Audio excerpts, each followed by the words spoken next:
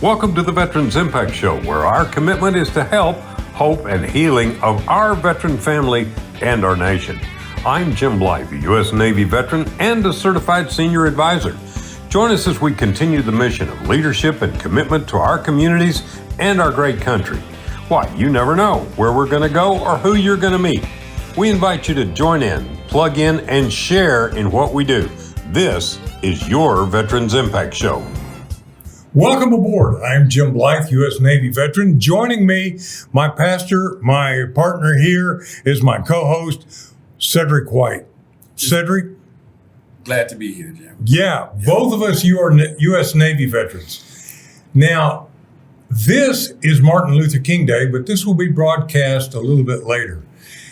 And I have a very, very special program for you today. Several years ago, I was at a VFW dinner, and a man that I really barely knew, but had a lot of admiration for because of the things he was doing in the veteran community, said, "I'd like for you to sit next to my dad." Well, I did. His dad was one of the most amazing men I have ever met. And I had the chance to talk to him about Martin Luther King. And so I want to introduce to you Col William Dwiggins, United States Marine Corps, retired bird colonel. Welcome aboard, Colonel. Well, thank you kindly. I appreciate the opportunity to be here with you awesome individuals.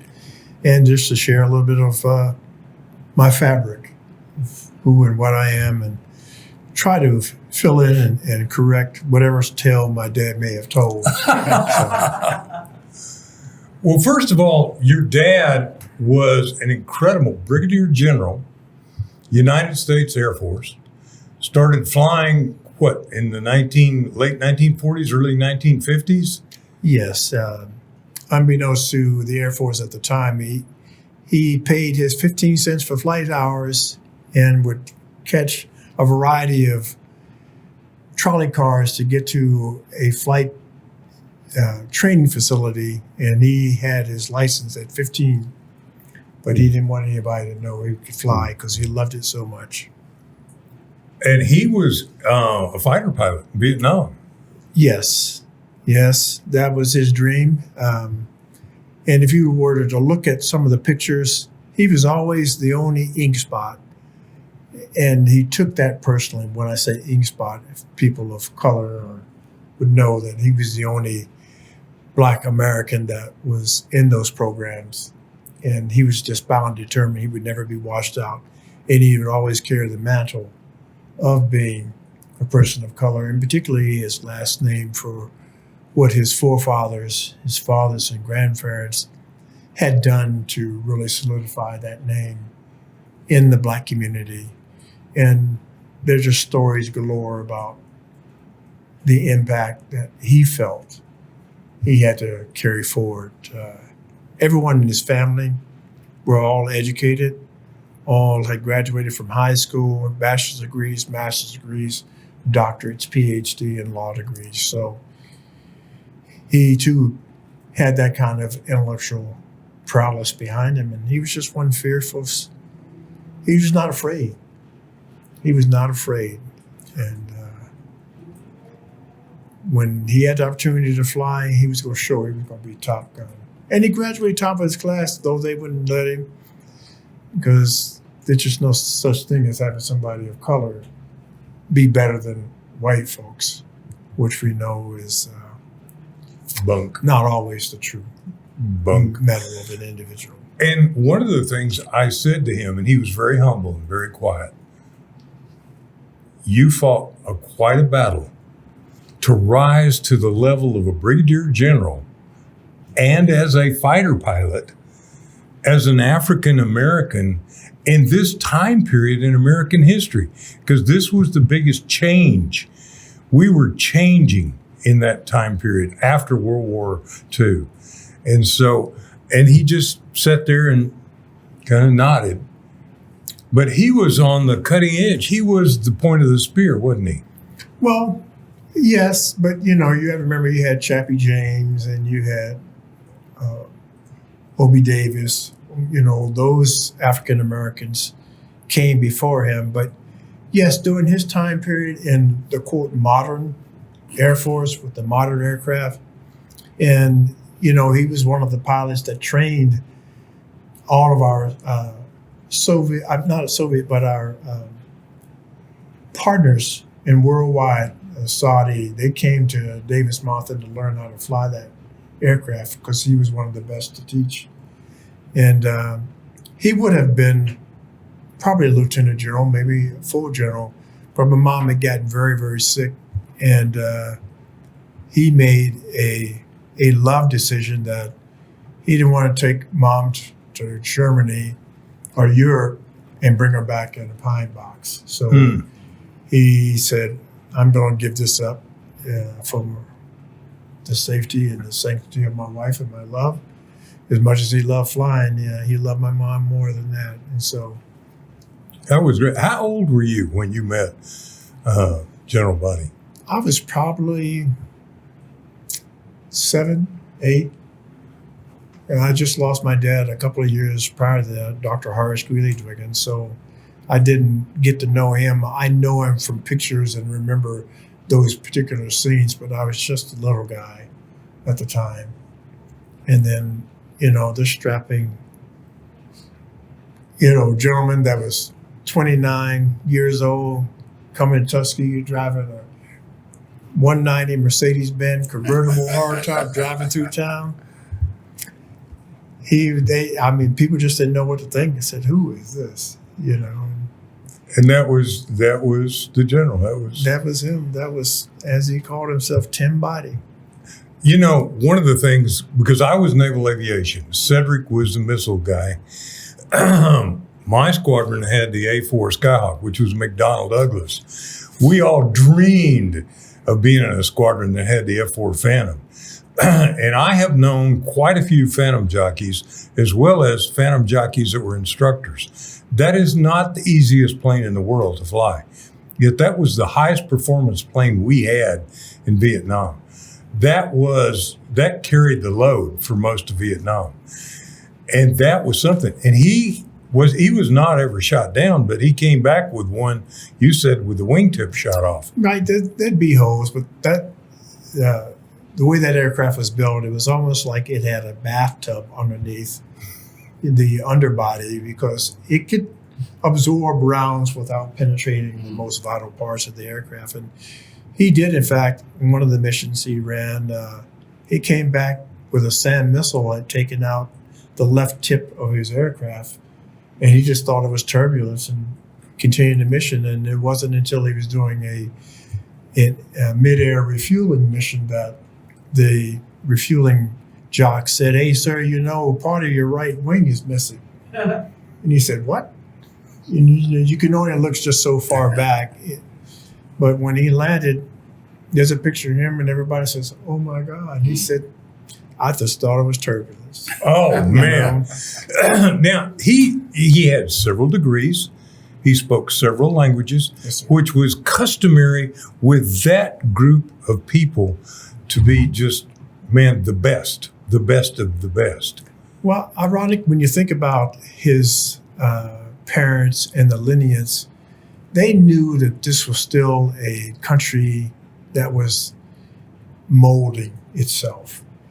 And when you think about the opportunities that were limited, one thing that held true, and it was one of the family philosophies, that knowledge was truly the power.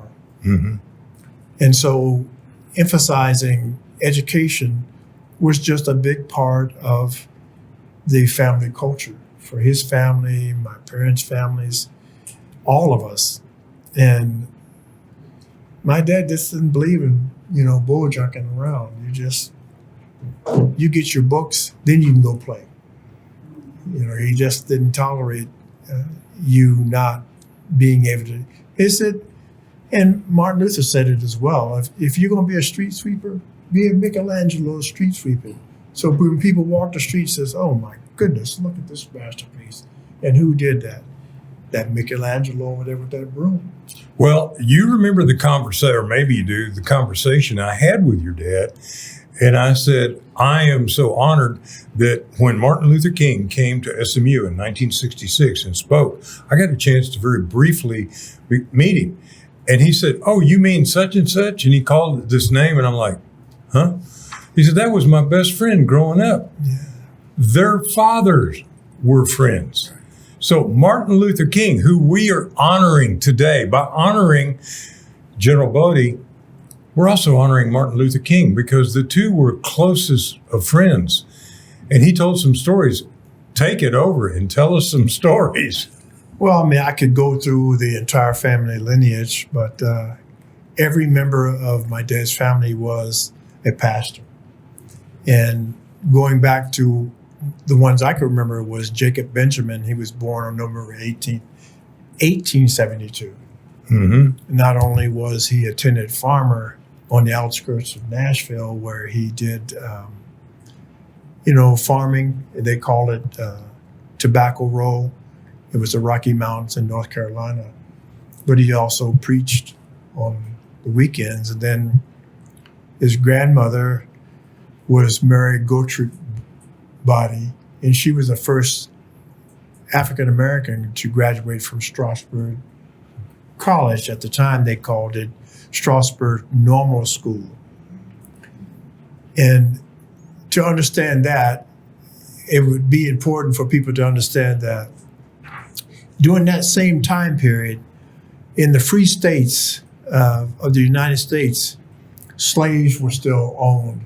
Even though slavery may not have still existed, when you grew up in an environment that you didn't know there was a world outside the plantation, you just stayed right there.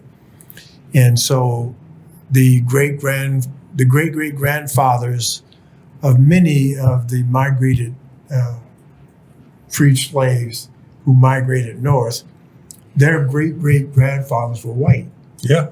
And they would have three families, if you understood how that structure worked, where they'd have the white wife with 4 or 5 kids. They'd have the black, quote unquote, mistress that was really a wife. They'd have 8, 9 kids. And particularly in Alabama and the southern region of the United States, the Creek Indians lived in there. And so they would have an Indian as a wife, and there'd be 4 or 5 kids. And that's where my mother's mixed nationality, and partially mine too, comes from. But the reason Gertrude could pass going to Strasburg, even though she was Negro, was she was extremely light-skinned with fair hair and green eyes. But yet she was a Negro, but yet she graduated from that, and she was one of Dad's great-great-grandparents. And so his maternal grandfather was James Arthur Moore, who was white. And he married Rosalind Strickland Moore, who was mixed. But people didn't really understand that or know it. And everyone's under the assumption based on television and movies that everyone in the United States was older and everybody was educated, could read and write, but that's not true. You had probably 80, 90% of the white community couldn't even spell their own names. Yeah. And you would have what doctors and ministers there, they were all educated and well-read. And that's what was a real friction point with white folks, particularly in the southern regions, because they knew this black man could read and they couldn't. He could write and they couldn't. And so that friction point caused a great deal of concern on how people of color were treated. And if you would look at some movies and shows that are supposedly depicting history, there would be clips in there of actual events that were historically correct. But if you didn't have situational awareness, you would not have known what they were talking about. Why they boarded up the school, or why they boarded up the church and burned it down with everybody inside of it. Because they were afraid that the preacher was teaching not only the Bible, but he was teaching all of those Negroes going to church how to read and write, and they couldn't. And so, they cut the face off, they cut the nose off in spite of themselves because there was nobody to work the fields after that. And even when you talked about when slavery took place, slaves were particularly mail ordered before mail order was coming, and mostly for the women, because if you understood the African culture, the women were the growers, the farmers, the planters. They knew how to do all that. And that's what slave owners wanted to have. They wanted to have the Negro woman that understood how to farm. And they would have the Negroes men as the ones to do the labor of picking and plowing and things like that. The heavy lifting. Exactly. And you know, I could just, all of these stories, when you talked about my dad's mother, you know, she was Emery May Moore, and she went to Spelman, and she had her Bachelor of Arts, and she was a pianist, a renowned pianist. And she and her childhood classmate was Alberta Williams. They grew up together, they were classmates together. And so naturally, when Alberta and my dad's mom got married, their husbands also became good friends. And that's where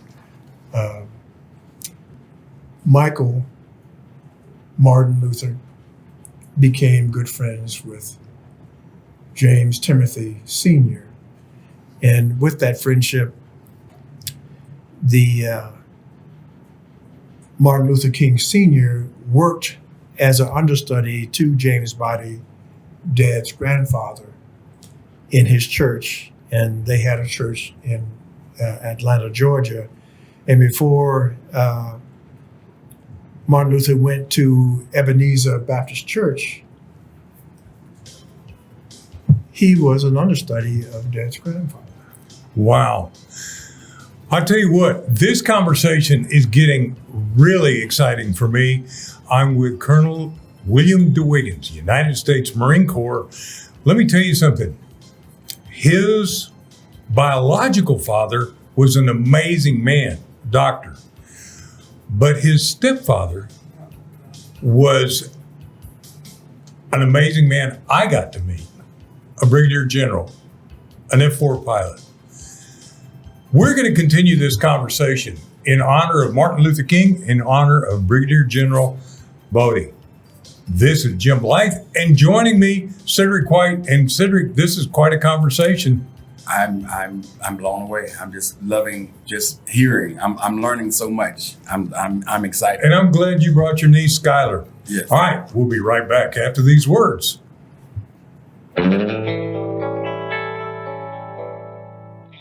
Welcome back, and thanks to our great sponsors, Fairway Independent Mortgage, Healing Thine Heart's Ministry, and Symbios Integrative Health. Now, let's get back to this conversation. Great, Dave. This is a great conversation. Now, this conversation is taking place on Martin Luther King Day. It's probably going to be aired this next week. We want you to share this with everybody you know. This is a great program. This is an amazing man that is sitting next to me. Bird Colonel, United States Marine Corps, right? Yes, sir. I go yes, sir, to you. I was enlisted Navy. So I was enlisted Marine as well. We served you guys. We took care of you. Let me tell you, this is an amazing conversation. And if you hadn't tuned in before, the reason we're having this conversation is not just because of Martin Luther King Day, but because his father, his stepfather, correct? Yes. Was a brigadier general, an F-4 pilot, and best friends with a man named Martin Luther King Jr. Let's continue that conversation. Bill, tell us a little bit more of the stories about Martin Luther King and your dad. Well, when you think about that, Martin Luther was born on January 15th in 1929 in Atlanta, Georgia, to then the Reverend Martin Michael King Sr. And to their mom, Alberta Williams King, who was, again, my dad's mom's classmate and childhood friend. And so when you think Martin Luther King's name wasn't originally Martin, Luther. His name was Michael, Really? but his dad was so enamored by the German Protestant religious leader, Martin Luther, that he adopted that name himself. And then subsequently, he changed that name for his son to Martin Luther King instead of Michael. And his name became that ever since. And so we think about Martin and Coretta Scott King, they married on June 8th, 1953. And a year later, in 1954, that's when they moved to Montgomery, Alabama. And the Reverend King became the pastor for the Dexter Avenue Baptist Church, which was at 454 Dexter Avenue, Montgomery, Alabama. And it's known in modern day terms now as Dexter Avenue King Memorial Baptist Church in memory of Martin Luther. But when he finally became the head of that church, Martin Luther was 25 years old. I don't think people understand that No, because I of didn't how know that. television wants to portray things and people have in their mind that they're looking at a super old adult. Martin, my dad, and all of those members, they lived and breathed the Bible. So they read the Bible in the morning, they read the Bible in the afternoon, they read the Bible at dinner time, they read the Bible at night. And when my dad would really want to show off, he could just spout off any verse, chapter. He knew the hierarchy of who the disciples were. And so he was heavily engaged in that. So Martin as well, he grew up learning and understanding that whole hierarchy about, what that religious belief was, and understanding that though you might go from one chapter to another, it could be 100 years from time frame. And if people looked at where is Jerusalem and then what was the sphere of travel, if we're lucky, Jesus may have traveled from Austin to San Antonio, but yet his outreach was all over the world. And when you think about it as well, one name that you can find in just about every religious text is Moses' name. Mm-hmm. His name, of all of the religious sects, was one that truly did the work of professing religion. And maybe it wasn't, Presbyterian or purely Baptist or Catholic, but it was just the root of religion itself. Right. And so his name. But these are the kinds of the conversations when you talked about having Sunday dinner, that's what you talked about around the family table. That's where the power of knowledge came, because they said you could plant a seed in an individual with just a couple of words. Mm-hmm. They might beat you to a pulp, but that seed will grow. That's it. And if you've ever seen the seed of a mighty oak, how small it is, when you're talking about 10, 15,000-year-old tree, Yes. he said that's what your foundation is all about. And they talked about how nature and all of those events formulate who and what you are in our history and our culture. Since we were not the victors, our story was not told the way it actually should have been told. And that was your job growing up, to understand the food that I pass to you is not only to nourish your body, but your mind. And that's, how we grew up. And when you think about that, that's what Martin did. And it was an art to be a minister, Right. because it had to be theater, it had to be entertaining, because people were dog tired when they came to church. And if you were just a pure monotone, you lost your audience. And that's why when you hear them Really? talk, they were so fervent Oh, they were so dramatic, and they'd have the towel to wipe the sweat off because they had that long black drape on, and they were but you had to entertain to capture. And you would see key things that as your mind would rest, it's called information overload. Your mind sorts through all of that information. And so the word that the pastor passed, he could talk about when you sing those songs and you look to that bright star, let your travels take you to the point of that star. And this is where those stories came from. I will then tell you a story when we come back. We're going to have a word from all of our partners. I want to tell you about Symbiosis Integrative Health. They're doing a lot to keep veterans alive and going. Take a look at symbiosisccn.com, as well as Fairway Independent Mortgage, my company that I work for. My MLS number is 311548. Look us up. We do a lot of veterans loans, and we can close a VA loan, I think, in about 3 weeks. Now, I specialize in taking care of elderly over the age of 62. If you got a question, give me a call, 214-502-4600. But we're here about veterans, and we're here about Martin Luther King's Day and Bill Dwiggins' dad, Brigadier General Boddie.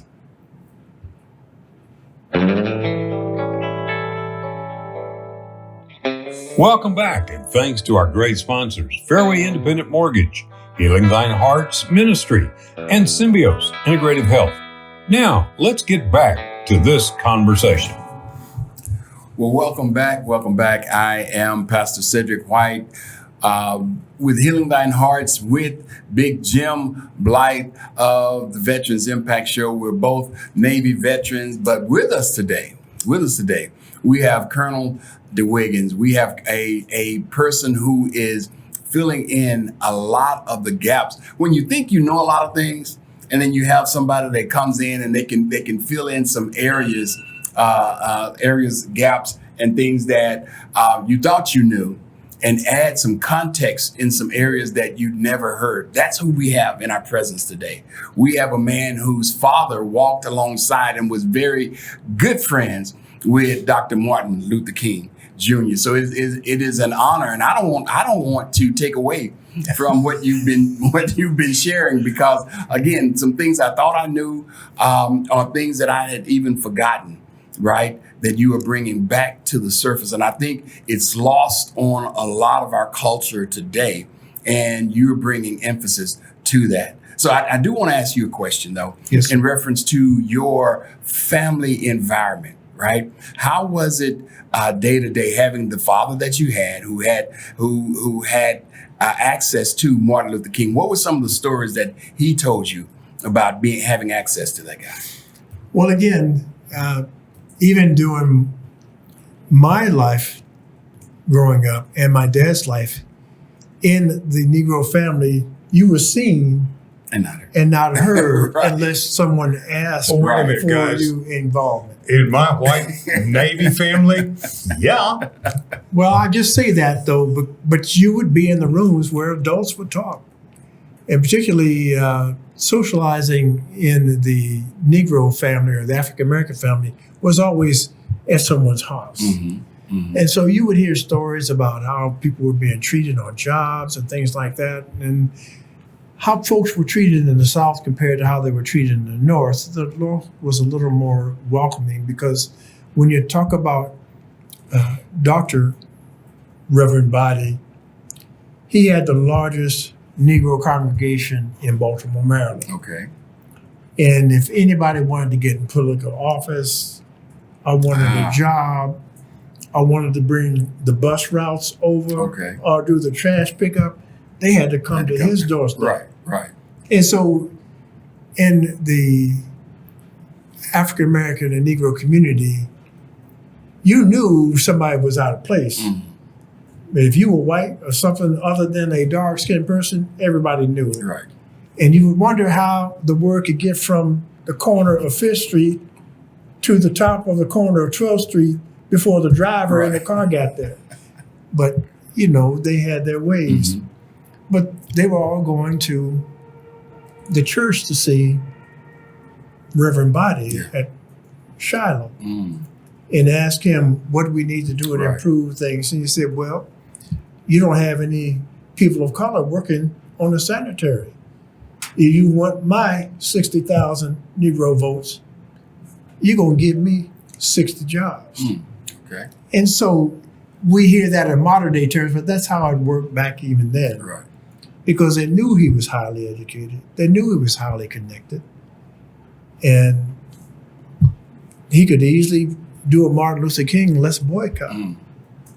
We'll spend that money, and he would just put it out in the church.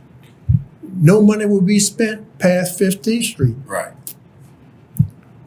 White folks that had been and said, whoa, as much as we talk trash about each other, I need my Negro customers. Right. And the economics, even now, still holds such a heavy antle around people's necks if you knew how to use it. Right. One of the points you made, which was education. Within the white community, so many people had the idea that Black people didn't have that education, but that wasn't true. I experienced it as a child or as a teenager because my uncle bought my grandfather's farm, which was the last of a big property. And he had a manager, he had a foreman that took care of this farm. And he was Uncle Pepper to me. Adrian was an amazing human being. And one of the things, he came one time and he said, Jimmy, Ed, what's the matter? And I said, I'm flunking biology. He said, you be here next weekend, you hear? So I was waiting next weekend, and Uncle Pepper and I were talking, and this big old Buick pulls up. I'll never forget it. Man, it was baby blue Buick, two-tone, and out gets this rotund man, smoking jacket, and he gets out, gets his beautiful Browning shotgun out, and he and I are going to go hunting together. Well, I was introduced to him as doctor, and I can't even remember his name.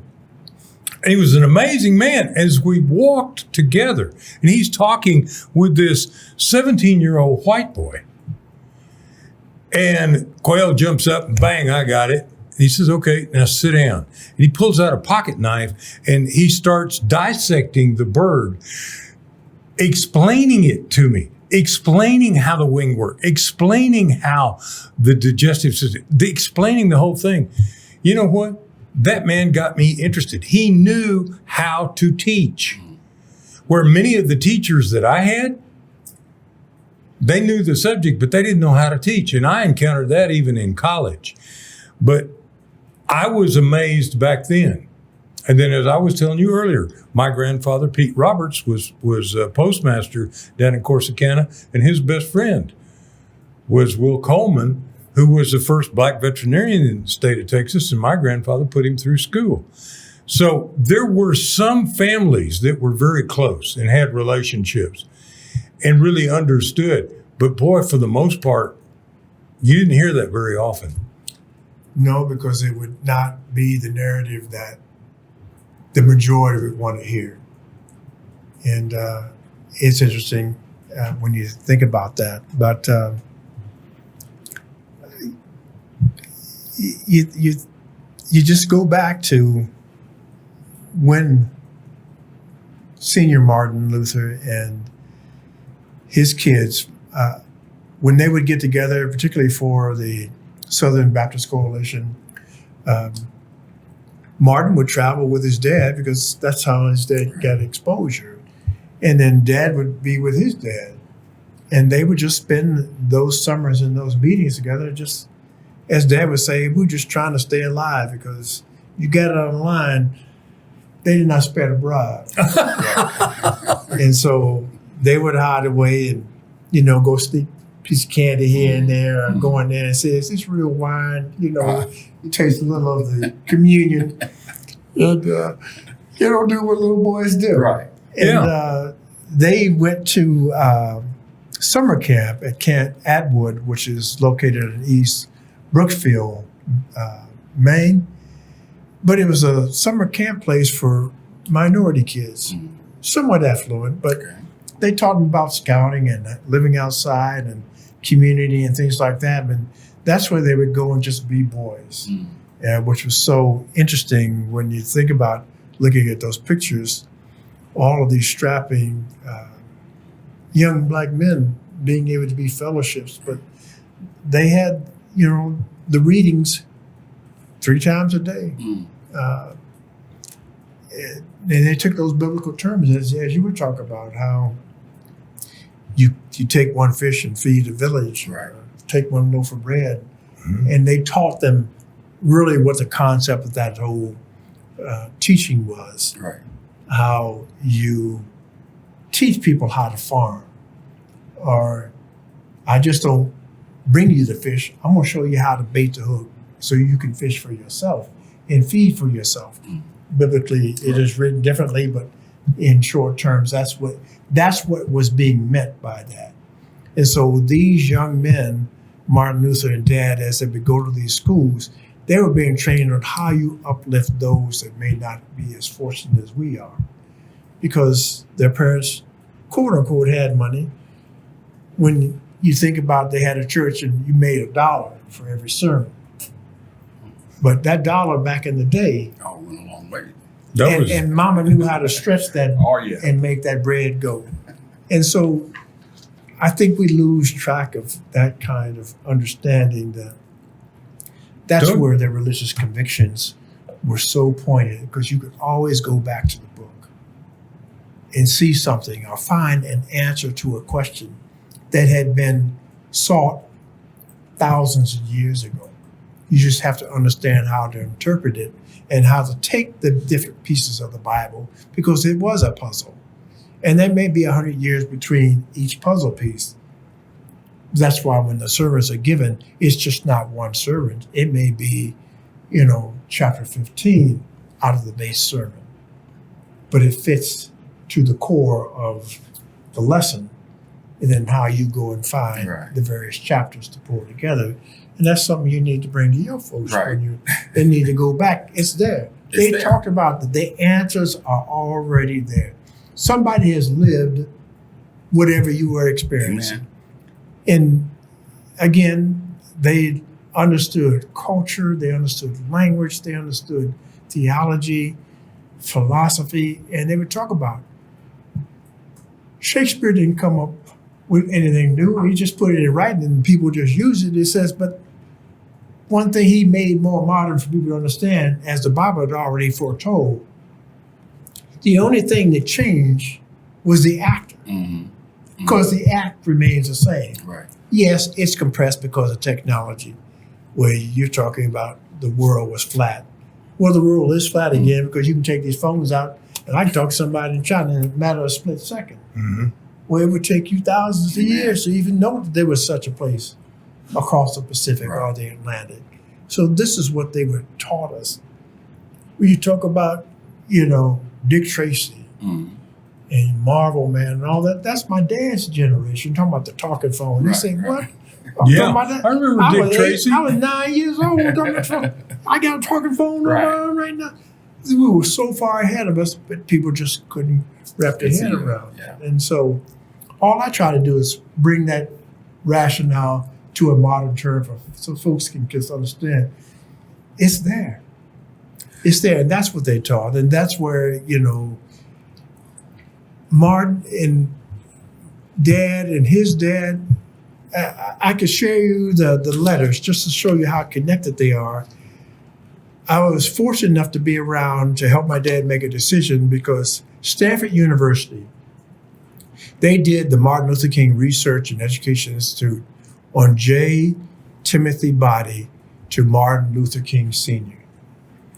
And these are the actual letters that you could find if you went out and studied Stanford University. But they asked our permission to use these because we're the only ones still around. But James Timothy Boddie, who was the new Shiloh Baptist Church, was in Baltimore, Maryland, on November 3rd, 1953. He wrote a letter to Martin Luther King Jr. His career was ministry. So he was helping Martin get up and running in his career. But the details of that letter were such that Daddy Boddie, Grandpa Boddie, he informed his old friend, Senior King, Martin Luther's dad, that his son, Martin Luther Jr., will be the guest speaker to provide a sermon at Boddie's new Shiloh Church in Baltimore, Maryland. At the time, one of the largest. You're talking about 60,000 members. That was crazy. Right. Because, I thought, Catholics the only one that had four church services a day. Right. That's how the only way you could get all those people in. Wow.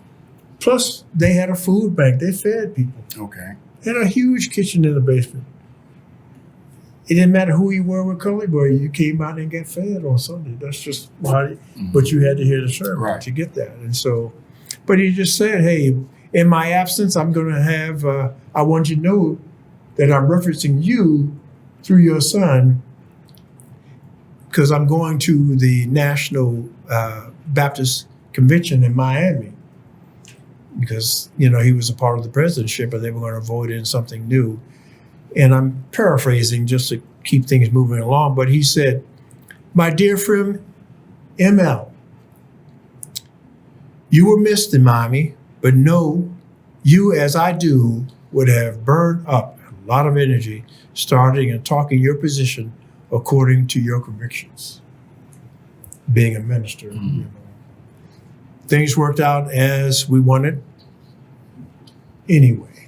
Then he says, I've arranged to have ML Jr. to preach for me Sunday morning, November 15th. Although I'll be out of my pulpit Sunday before, I've arranged everything for everybody related to King, my friend. Remember me kindly to my girl, Abigail, the others in your household, and all inquiring friends. All on this end send their fondest regards. And he says, I am your friend and brother. And he signed that, James Timothy Boddie. And that was a letter that he wrote to Daddy Martin Luther. That's how close their connection was. And then to understand how this brother was so in tune, James T. Boddie, 1900 to 1963, graduated from Virginia Theological Seminary and college in 1926 and received his BD from Colgate Rochester Divine School in 1929. After serving as pastor for Baptist Church in Virginia, New York, Maryland, Pennsylvania, he became pastor of the New Shiloh Baptist Church in Baltimore in 1942. When he remained until his death, he was president of the Maryland Baptist Convention and vice president of the National Baptist Convention. His wife, Emery May Moore, was a close childhood friend of Roberta Williams King, and you could find even more depth of that. And then Senior Martin Luther wrote, and the subject was about Junior Martin Luther. This is amazing. We're going to have to take a break in just a second. And I know you've got some thoughts and questions, Cedric, as well. Yes, sir. But I will tell you, I got to personally hear Dr. Martin Luther King Jr. give a speech at SMU that he did the Dare to Dream speech. Right. I mean, the I Have a Dream speech. That was the most amazing speech I have ever heard. And I got to look in the man's eyes. And that was the most amazing thing. And he wasn't very big. And you said he was like 5'6", an amazing man with an amazing presence. And at the time I said, this is something. That was the only thing I really took away from SMU, then went into the Navy, not too much after that. So we're going to be right back. And we're talking with Colonel Bill Dwiggins, an amazing man, U.S. Marine. I wouldn't expect anything less than being amazing from a U.S. Marine. So we're here. We're going to be right back. Share this program. It's an amazing program. This is an amazing day. This is Martin Luther King Day.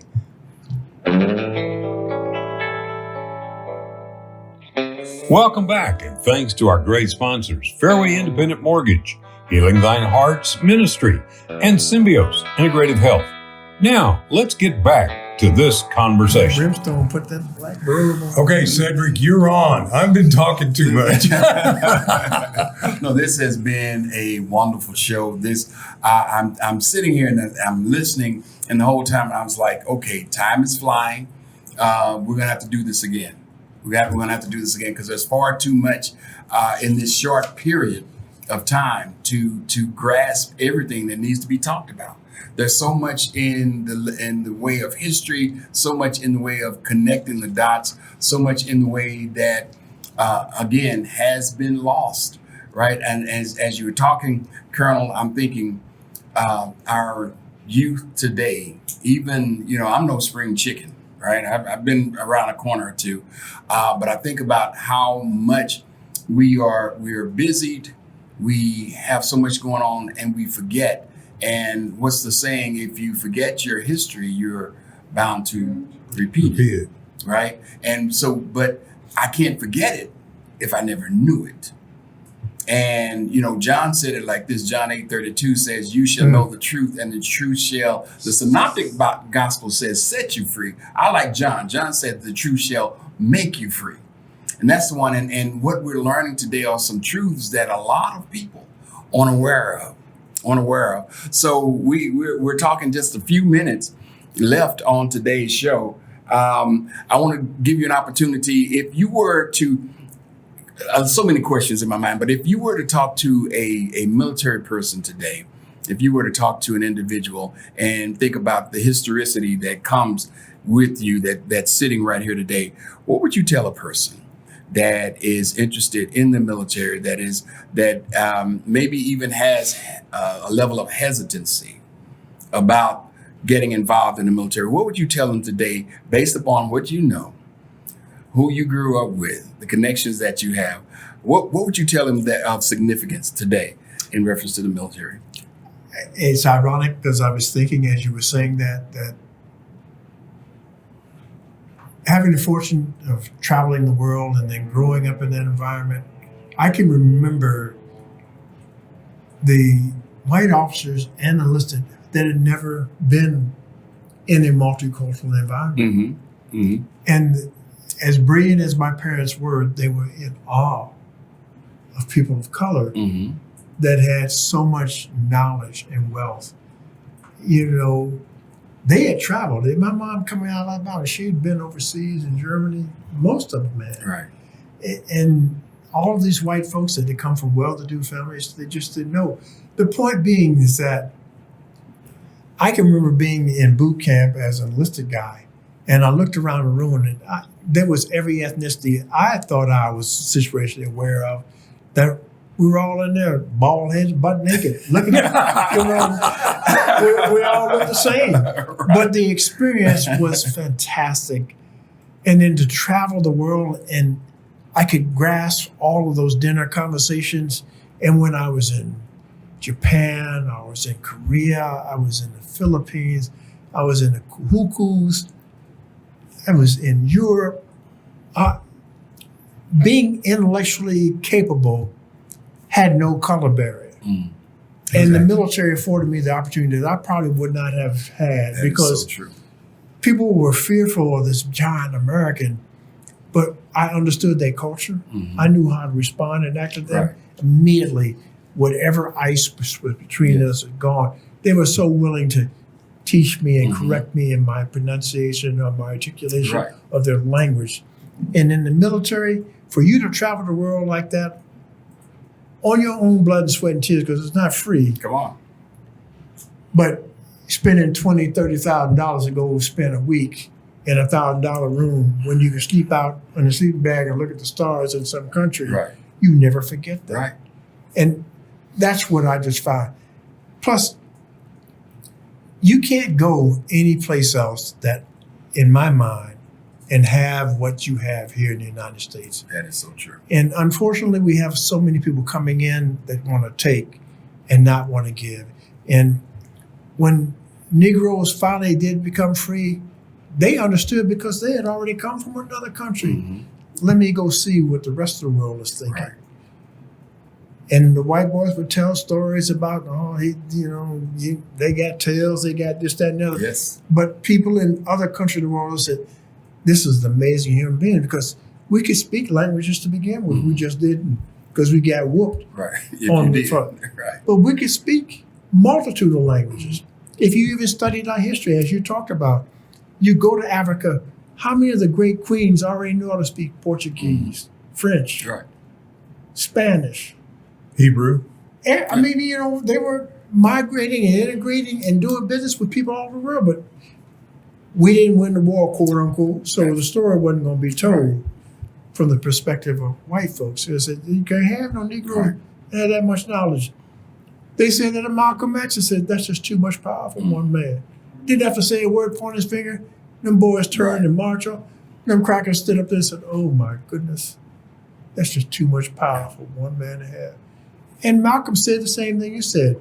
I was free in prison because I opened my mind to the word. Listen. We're down to the wire. So much, like I said, so much more. We've got to do this again. Colonel, we want to thank you.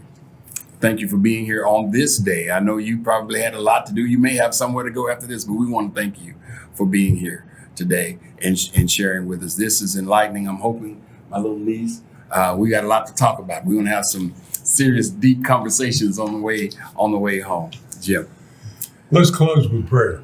Good. And since you're my pastor, it's up to you. All right.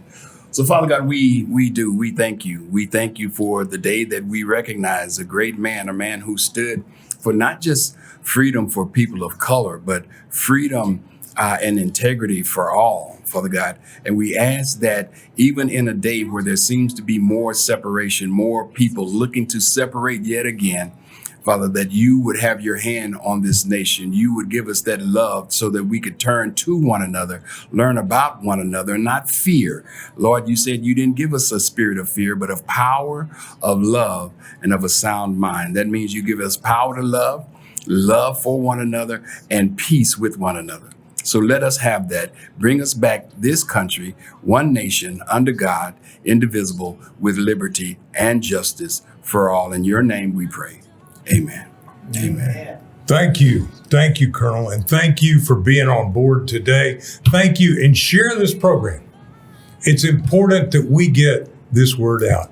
This has been your Veterans Impact Show. We're here for you. We want to do everything we can and say thank you